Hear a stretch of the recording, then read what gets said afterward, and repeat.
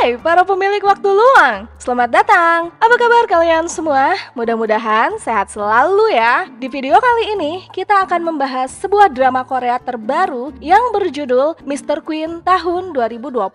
Drakor bergenre kolosal komedi ini mengisahkan tentang Jang Bong Hwan, seorang koki istana negara dengan penampilan gagah, tampan, berani, dan memiliki jiwa yang bebas, yang mana ia hidup di masa kini. Tiba-tiba saja jiwanya terjebak di dalam tubuh seorang wanita bernama Kim So Young, seorang calon ratu kerajaan di era Joseon. Terkejut dengan perubahan tubuh dan suasana serba kaku di lingkungan kerajaan, membuat Jang Bong Hwan berusaha mencari cara untuk kembali ke bentuk tubuhnya semula dan ke masa ia berasal. Penasaran dengan kisah konyolnya? Tonton video ini ya. Namun sebelumnya jangan lupa klik subscribe, like, komen, dan nyalakan notifikasi loncengnya ya, supaya bisa dapat update drakor dan film dari channel ini. Langsung aja kita bahas drakornya. Check it out!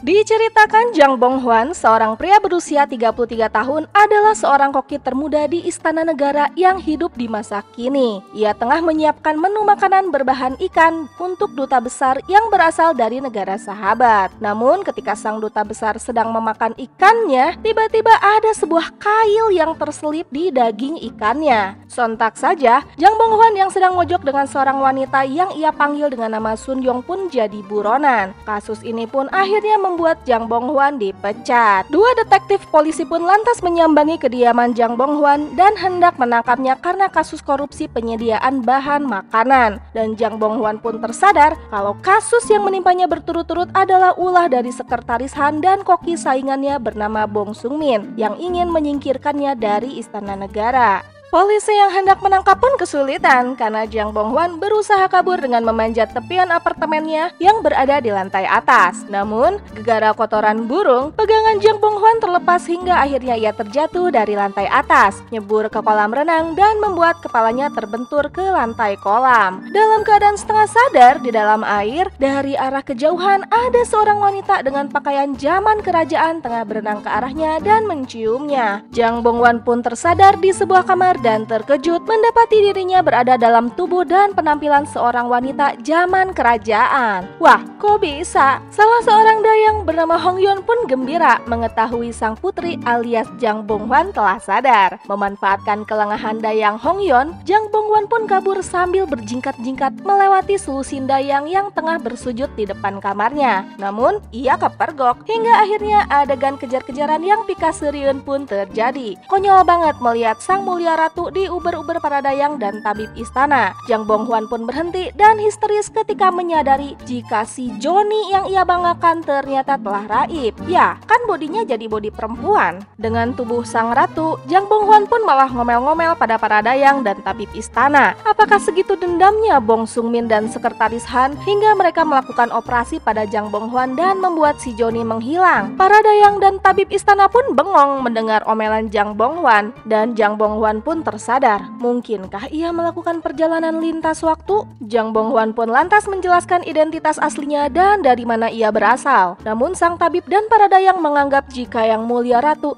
hanya tengah sakit parah. Ia pun lantas bertanya pada dayang Hong Yeon apa yang terjadi pada tubuh yang mulia ratu ini sebenarnya. Dan Hong Yeon pun bercerita, 2 malam yang lalu yang mulia ratu merasa lelah dan ingin tidur lebih awal. Namun tiba-tiba saja para pengawal istana menemukan tubuh yang mulia ratu ini sedang mengambang di danau, hingga akhirnya para pengawal menyelamatkannya, dan untung saja nyawanya masih bisa diselamatkan. Jang Bong Hwan pun akhirnya sadar jika jiwanya mungkin saja tertukar di dalam air. Ia nyebur ke kolam renang sedangkan yang mulia ratu nyebur ke danau, dan jiwa mereka pun tertukar. Jang Bong Hwan pun lantas minta dibawa ke danau tempat ia tenggelam dulu. Saat ia hendak menceburkan diri ke danau, tak disangka air di danau itu telah dikeringkan sehingga yang ada cuma lumpur aja. Aduh, Jang Bong Hwan pun ngomel-ngomel ketika para dayang selalu memanggilnya dengan sebutan yang mulia. Sang dayang tua pun menjelaskan kalau sebutan itu digunakan untuk calon ratu. Jang Bong Hwan pun terkejut kalau tubuh yang ia diami sekarang akan dinikahkan dengan sang raja. Sementara itu, sang raja yang bernama Raja Choljong tampak sedang membaca buku dengan anggun. Namun ternyata buku yang dibacanya adalah buku panduan malam pertama. Aduh, semua dayang terkesima dengan ketampanan Raja Choljong Choljong hingga salah seorang dayang tidak sengaja menyiramkan air pada Yang Mulia Jang Bonghwan ini. Mengetahui kehadiran raja di sekitar situ, Jang Bonghwan pun berlari menghampirinya dengan wajah cumang-cemong kena lumpur. Ia pun meminta Raja Choljong untuk mengisi danau dengan air. Namun Raja Choljong menolak karena pengeringan danau itu adalah perintah Ibunda Ratu. Jang Bonghwan pun kepo dengan buku yang sedang dibaca Raja Choljong dan ingin melihatnya juga. Namun Choljong tidak memperbolehkannya. Adegan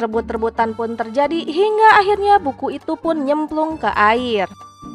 Raja Choljong pun pergi karena akan ada pertemuan. Namun di balik wajah anggun yang tampak lemah itu, diam-diam Raja Choljong sedang mengamati sesuatu. Tabi pun melaporkan keadaan Yang Mulia Kim Soyong yang dianggap hilang ingatan pada Ibunda Ratu dan adiknya yang seorang Perdana Menteri bernama Kim Jwageun. Sang tabi pun diancam untuk tidak membocorkan keadaan Ratu Kim Soyong dan gimana caranya sang tabib harus bisa segera menyembuhkannya. Sang Ibunda Ratu yang bernama Ratu Sunwon yang mana ia diperankan oleh Han Jae-guk di Graceful Family bertanya pada Kim Jwageun, kenapa Ratu Kim Soyong bisa pergi malam-malam hingga akhirnya ia nyebur ke danau. Kim Jwageun menduga kemungkinan ada orang yang pura-pura menyampaikan perintah raja hingga akhirnya Ratu Kim Soyong rusuh pergi keluar malam-malam. Padahal kan katanya malam itu ia lelah dan ingin cepat-cepat istirahat. Dugaan pun tertuju pada selir kerajaan yang bernama Jo Hwa-jin yang berasal dari klan Pung Yang-jo yang diduga telah mendorong Kim Soyong ke danau. Di tempat lain, seorang dayang tengah melapor kondisi Kim Soyong pada Ibu Suri. Ia pun tampak senang mendengar kabar tentang kondisi Kim Soyong yang hilang ingatan dan memuji keberhasilan seorang dukun yang telah memberinya jimat. Di dalam pertemuan, Raja Choljong menampakkan ketidakmampuannya dalam mengambil keputusan sehingga Ibunda Ratu harus meminta Kim Jwageun untuk membantunya. Ya, ternyata Raja Choljong hanyalah raja boneka, sementara yang selama ini mengatur kerajaan adalah Ibunda Ratu Sunwon yang dibantu Kim Jwageun. Para menteri pun lantas membahas mengenai kasus terceburnya Kim Soyong ke danau. Salah seorang kasim melihat ada seorang wanita di sekitar TKP dan wanita itu diduga adalah Jo Hwa-jin, putri sekretaris Jo Dae-soo yang juga calon selir kerajaan. Para menteri pun ribut, ada yang membela Jo Hwa-jin, ada pula yang menuduhnya ingin mencelakai Kim Soyong agar bisa menggantikannya menjadi ratu. Namun Raja Choljong membela Jo Hwa-jin dengan mengatakan malam itu selir Jo Hwa-jin sedang berada bersama dengan dirinya. Mana mungkin ia mencelakai Kim Soyong. Seusai pertemuan, Ibunda Ratu Sunwon pun memperingatkan Raja Choljong untuk lebih mementingkan Ratu Kim Soyong dibandingkan selir Jo Hwa-jin. Ya nggak salah sih jika Raja Choljong membela Jo Hwa-jin. Rupanya Jo Hwa-jin adalah cinta pertamanya sang raja. By the way, para pemilik waktu luang, perhatikan deh, wajah Jo Hwa-jin ini kok mirip Nikita Willy ya.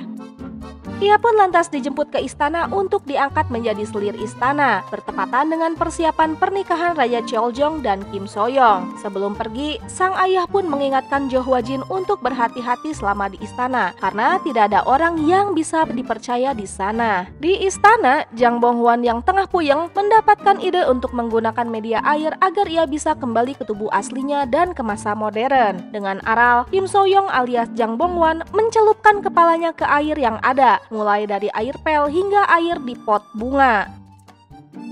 Sontak, para dayang pun heboh melihat kelakuan Kim Soyong. Namun tentunya usahanya itu tidak membuahkan hasil. Jang Bonghwan yang putus asa pun akhirnya mencari info tentang zaman di mana ia terperangkap saat ini. Dayang tua pun menjelaskan kalau saat ini mereka hidup di tahun 1851 di bawah pemerintahan Raja Choljong. Jang Bonghwan pun kaget karena berdasarkan buku sejarah yang dibacanya dulu, Raja Choljong adalah raja boneka yang artinya raja bodoh, tidak kompeten dan menyengsarakan rakyat. Ia pun meninggal di tahun ke-13 masa pemerintahannya karena sakit. Namun yang bikin Jang Bonghwan makin leles adalah Raja Choljong ternyata maniak yang sangat menyukai miras dan wanita. Menggunakan senjata terakhir, Jang Bonghwan pun mengatakan pada Raja Choljong jika ia adalah seorang laki-laki yang terjebak di dalam tubuh wanita. Namun lagi-lagi upaya pengakuannya ini malah membuat Kim Soyong kembali mendapat terapi pengobatan yang mengerikan dari sang tabib. Di sisi lain, diam-diam Raja Choljong malah mencurigai kondisi hilang ingatannya Kim Soyong. Ia curiga ada sebuah agenda tersembunyi di balik insiden ini. Singkat cerita, hari pernikahan pun tiba. Dengan ritual yang heboh, Kim So-young dan Raja Choljong pun akhirnya menikah. Dan untuk pertama kalinya, Jang Bong-hwan mengetahui nama asli dari ratu ini adalah Kim So-young. Mendengar nama itu, Jang Bong-hwan pun samar-samar teringat akan sesuatu. Teringat seperti ada seseorang yang mengatakan, "Kau harus mencintaiku." Seketika, ia pun nyaris kehilangan keseimbangan. Namun Raja Choljong dengan sigap membantunya untuk tetap berdiri. Malam pertama pun tiba dan episode pertama drama Korea Mr. Queen pun selesai. Gimana nih para pemilik waktu luang? Seru dan konyol kan ceritanya? Untuk episode pertama ini mungkin masih agak bingung ya, tapi kita bantu jelasin. Jadi jiwa Jang Bong-hwan ini terjebak pada tubuh calon ratu di era Joseon bernama Kim So-young. Ratu Kim So-young ini adalah ratu yang dipilih oleh ibunda ratu dan berasal dari klan Andong Kim. Padahal Raja Choljong sendiri menyukai seorang selirnya yang bernama Jo Hwa-jin, yang mana ia berasal dari klan Pung Yang Jo. Terceburnya Kim So-young ke danau membuat ibunda ratu dan klan Andong Kim menuduh Jo Hwa-jin dari klan Pung Yang Jo sebagai orang yang bertanggung jawab atas insiden itu. Di sisi lain, Raja Choljong sendiri tampak seperti raja boneka, lemah dan tidak cakap. Namun ia sepertinya sedang bersandiwara dan kayak rada-rada psycho gitu. Raja Choljong sebenarnya membela klan Pung Yang Jo, namun saat ini ia cenderung menuruti perintah ibunda ratu Sunwon, walaupun sebenarnya ia mencurigai sang ibunda ratu dan Kim So-young yang berasal dari klan Andong Kim ini. Jadi kepikiran, apakah jiwa asli Kim So-young itu sebenarnya berniat jahat dan ingin menguasai kerajaan ya? Dan saat ini, Jang Bong-hwan yang tengah terjebak di dalam tubuh Ratu Kim So-young harus melewati malam pertama dengan sang raja. Bisakah ia kabur? Atau ia hanya pasrah dan menyerah? Penasaran dengan kelanjutan kisahnya? Nantikan video selanjutnya. Terima kasih sudah menonton channel ini. Dadah!